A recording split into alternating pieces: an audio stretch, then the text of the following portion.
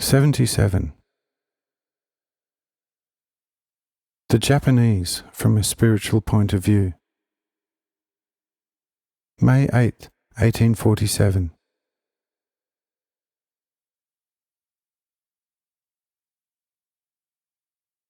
In the first place, the Brahmins, the Chinese, and our high Tibetan inhabitants come as religious relatives of the Japanese, who, as they are now, also descended from Central Asia. They are, regarding religion, a mixture. They are like a so-called potpourri in this respect, having something of everything, and on the whole, nothing. They are Brahmins, Zoroasters, Parsas, and Donors, and thus Dalai Lamists, but also, like the Brahmins, or Musists, the latter way. Even the evil deity still compel them to human sacrifices. With these human sacrifices, however, they do not take it so seriously, but yet enough that such sacrifices are still commonplace. The most beautiful boys and maidens must nevertheless be sacrificed at certain times. It is true that these boys and girls are no longer slaughtered, as was once the case. But twice the number of state criminals must then sink into the sea. You have already received a number of things on another occasion, which, if you wish, can be added to it. But from all this, do you also see that with these, in the highest degree stoic Japanese, is still less to be achieved than with the other Asian peoples so far mentioned? For up to now, there exist no other people as naturally inaccessible for anything spiritual than these, because of their highly developed stoicism.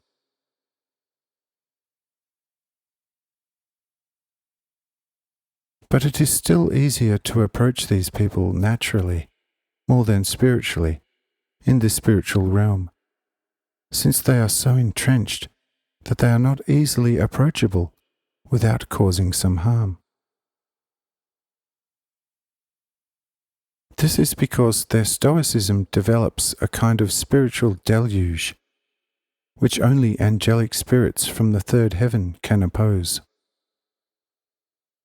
Spirits of a lower kind cannot enter this place, for it is worse than the actual hell itself.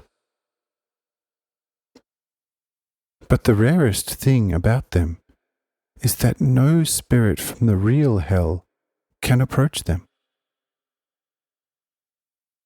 If he dared to do so, he would be 1,000 times worse off than in the lowest hell himself. He would be instantly captured, bound, and tormented in the most terrible way.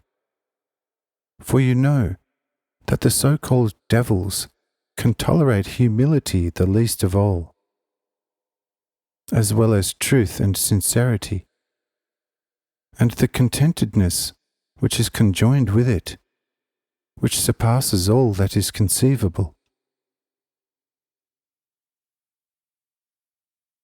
All these virtues, humility, sincerity, the strictest love of truth, serviceability, self-denial to the deepest culminating point, then a love of order which no example second to it on earth, the greatest hospitality among themselves, the strictest justice.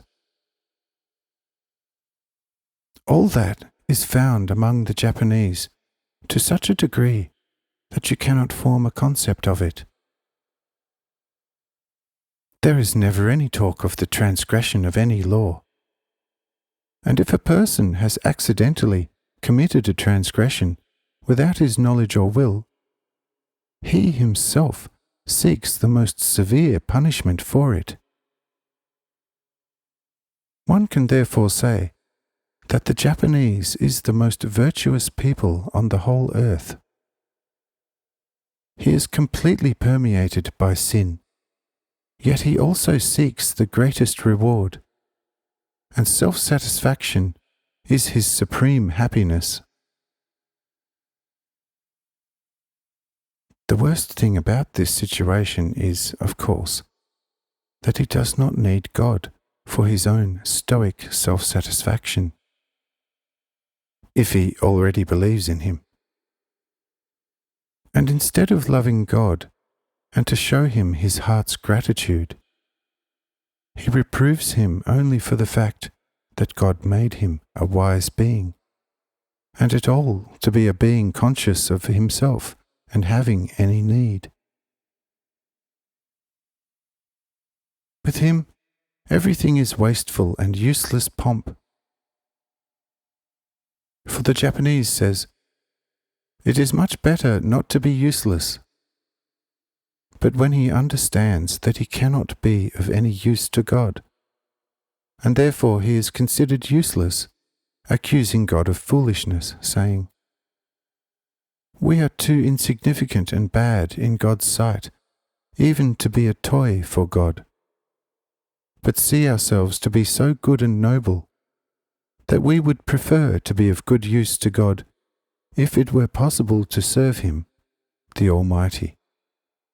But we are indeed what we are, and what wisdom is able to unravel it? Our worship and our sacrifice hardly reaches to the highest peaks of the mountains. What shall it be to him whom the earth, sun, moon, and stars can scarcely praise?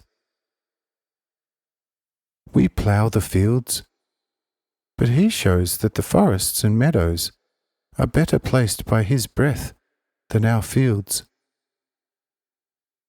We also build ships, but what are they compared to the buoyancy of the fish, and against the flying power of birds? We build great palaces and temples, but what are they compared to his earth, and compared to mountains that are upon it, wonderfully constructed by his hand? Did he create us that we should know him, that he might then have joy in our knowledge of him? When can an infinitely small worm know the infinitely great God as he is? Whoever is imperfect in one way is so also in another. How can God expect of us a perfect knowledge of himself?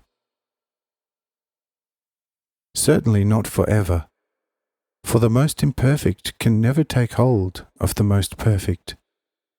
As little as someone can draw the whole sea into a small pot. But can the sea be a joy when you take a pot full of it?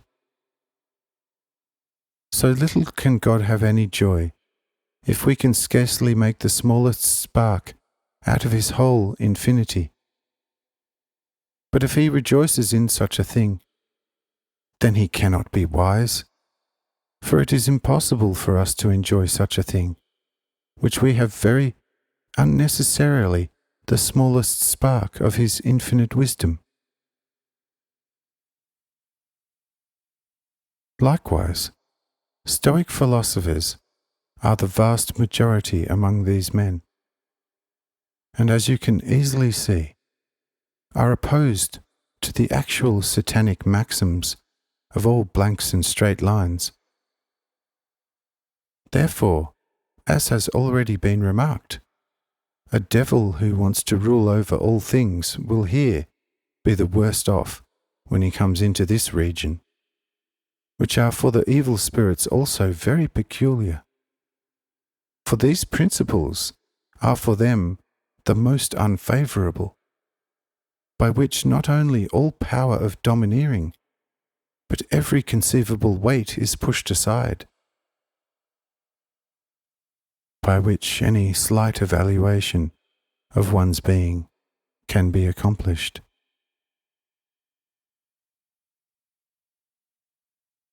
But it is also evident from these reasons why only the strongest heavenly spirits can enter into such a region. The reason lies in the fact that weaker spirits can easily be captured by these rare principles, and that is precisely the predicated peculiar spiritual poison against which weaker spirits have to be most careful. You yourself, as you are, should not come into contact with a very stoic wise Japanese. If you would know his language well, you would not be able to reciprocate to him 1,000 times over. For the sake of reason, however, I do not allow, for the time being, the other peoples of the earth to enter into any close connection with these arch-Stoics, because they would soon be able to spread Japanism all over the world.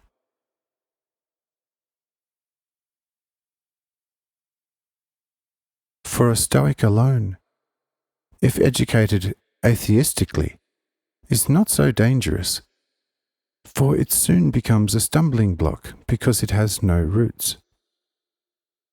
But a Stoic in connection with the most severe deism is the most dangerous for any spirit, because this Stoicism, with its strict faith in God, naturally has an indelible root.